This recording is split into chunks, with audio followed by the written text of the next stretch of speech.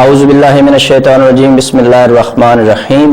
میں ہوں اناوش computer academy کے پلیٹ فارم سے محمد عمران۔ تو ناظرین، ہم نے حکمت کی باتیں ایک سیریز شروع کر رکھی ہے جس میں ہم آپ ناظرین کو، اپنے محترم ناظرین اور سامعین کو روزانہ کی بنیاد پر حکمت کے ایک واقعہ سناتے ہیں، جس کا مقصد صرف اور صرف یہ ہے کہ اگر ہماری اس بات سے، ہمارے اس واقعہ سے کوئی ایک شخص بھی جو ہے وہ مستفید ہو جاتا ہے تو ہمارے لیے اس دنیا میں بھی وہ بھلائی کا موجب بن جائے گا اور آخرت میں بھی بھلائی کا موجب بن جائے گا۔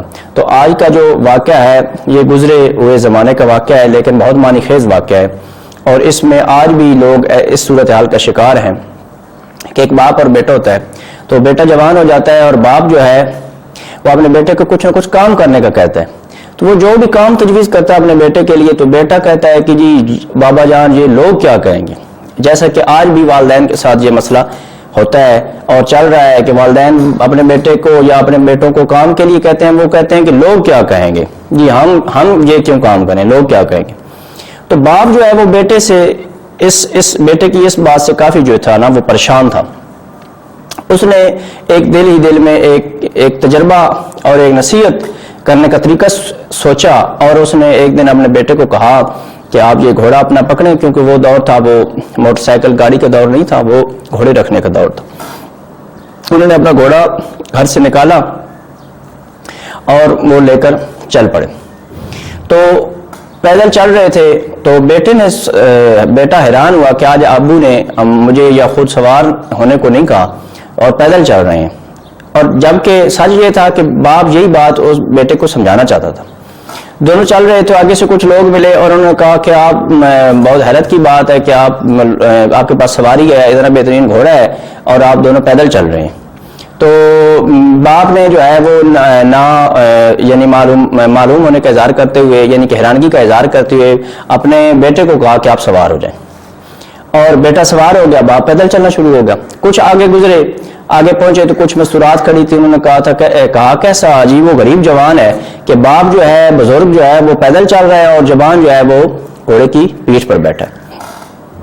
تو انہوں نے اس بزرگ نے اس باپ نے اپنے بیٹے کو نیچے اتار کر خود سوار ہو گیا اور بیٹا جو ہے وہ چلنا شروع ہو گیا۔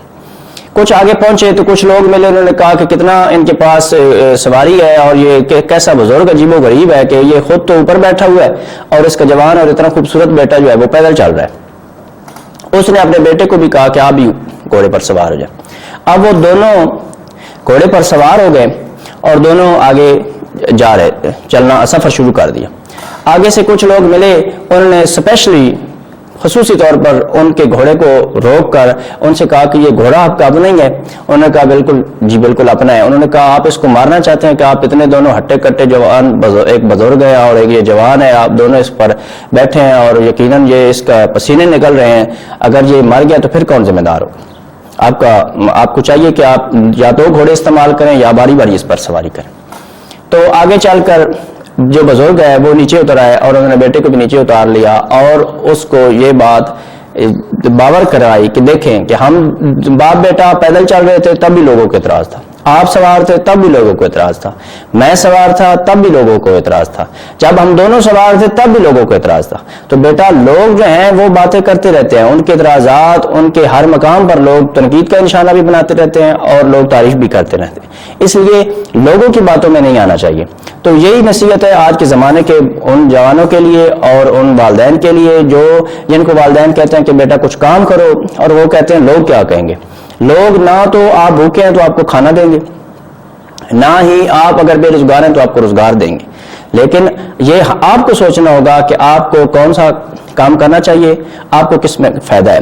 ہمیں صرف اور صرف میں ایک طالب علم ہونے کے ناطے جو آپ کو تجویز کروں گا، ہمیں صرف ایک بات کو دیکھنا چاہیے کہ کیا یہ جو میں کام کر رہا ہوں یہ اللہ اور اس کے رسول نے تو اس میں کوئی ممانعت نہیں کی؟ کیا اللہ اور اس کے رسول نے تو اس کام کو کرنے سے کوئی منع نہیں کیا؟ جب اللہ اور اس کے رسول نے منع نہیں کیا تو ہمیں اس میں کسی قسم کی بالکل کوئی شرمندگی محسوس نہیں کرنی چاہیے۔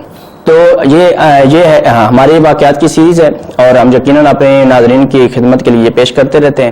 تو اگر ہماری یہ ویڈیو، یہ میری باتیں آپ کو پسند آئیں تو ہمارے چینل کو ضرور سبسکرائب کریں اور نیچے بیل کے نشان کو بھی دبا دیں اور اپنے دوستوں کے ساتھ بھی شیئر کریں تاکہ وہ بھی تاکہ وہ بھی ہمارے چینل کو دیکھیں، اس سے ہماری بہت زیادہ ہیلپ ہوگی۔